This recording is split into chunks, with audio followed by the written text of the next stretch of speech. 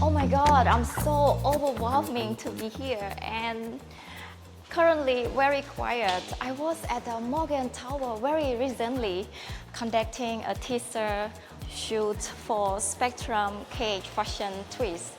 And currently we are setting up the space for the judge to arrive so that they can browse through the different candidates.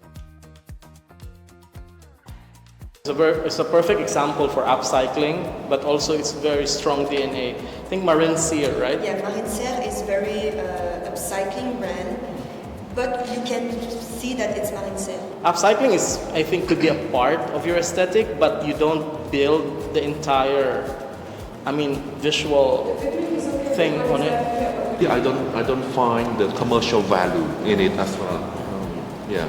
It's a bit of thing from a little bit of everything in the mix of that. I think for upcycling, you really need to have that sense of direction. Otherwise, the clothes and the garment will look so crafty, DIY.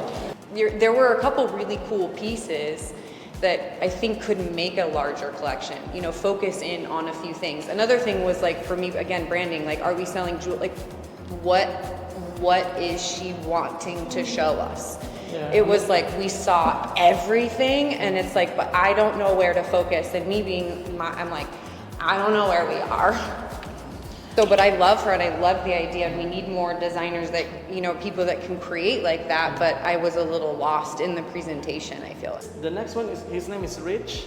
So, while Ellis is very anti-fast fashion, Rich is currently working for one of the fast fashion brands here. The collections, yes, he used it, so he learned from the experience he gone through, so he understands that very well, and he has a clear view of what he wants. He's mentioned in his profile that he wanted to be a streetwear brand, yeah, and he showed it well throughout his collections. Yeah. And very clear. Yeah. Very good. It's very performance wear. You go to the gym or you go for a run. If we're talking about the commercial part, it's slightly small. For me, it's too small to reach a certain segment of the market. But there's something about it. Maybe can be elevated a little bit more to see, because I don't see design in it. It lacks design. I don't see that it's just the same. All of the sportwear brands, we can see something like that. So I doubt a little bit. I'm going to be that person that says I feel a little let down, only because in the intro, it's talking about hip-hop influence, it's talking about all these other things, I'm a huge basketball fan, and I don't see that.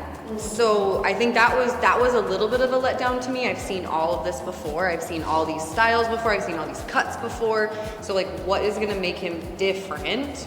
I agree. I love the colors that he's using. I feel are interesting. I haven't seen a green jumpsuit in that color palette, or, but I don't see hip hop. I think this brand represents the current state of fashion. Everybody's just designing T-shirts, which is a little bit disappointing because Gucci T-shirts, you can design Prada T-shirts, everything's T-shirts. I think T-shirt is in any brand.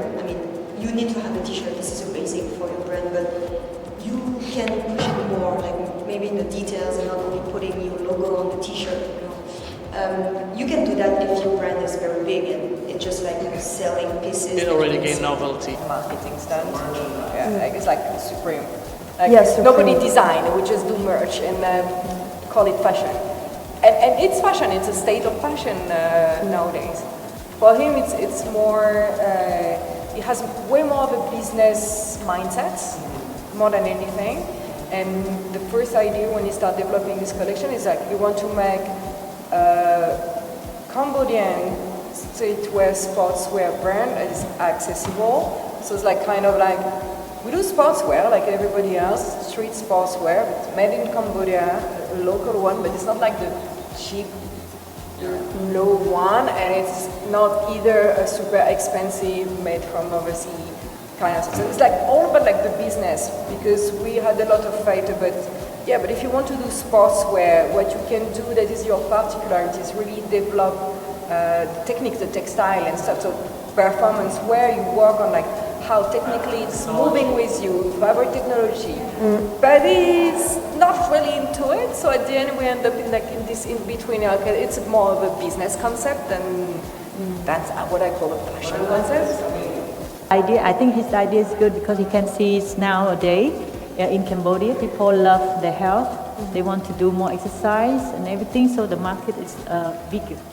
I think more people are starting to exercise and everything, but his design in this, he need to be more like variety of the sport. This one can only maybe just wear for running only or to somewhere, but there's no other sports in there, like other design in there. So now let's meet the candidates. I want to know, and I'm curious how they thinking about this twist competition. Yeah, let's see. Okay, now are you ready? Yes. Yeah, so let's go. Wow, so beautiful.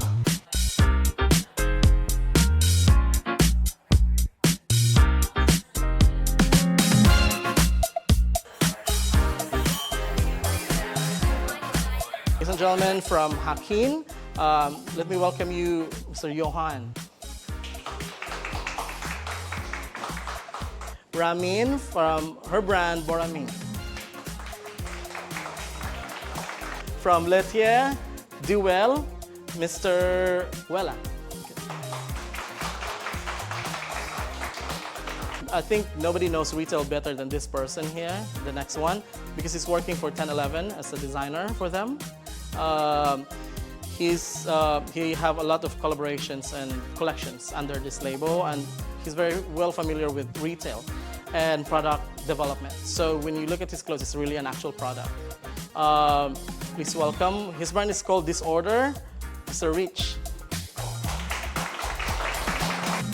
Okay, the fifth one, she's late, she's not yet here. Oh, Alice is here. Come here, dear.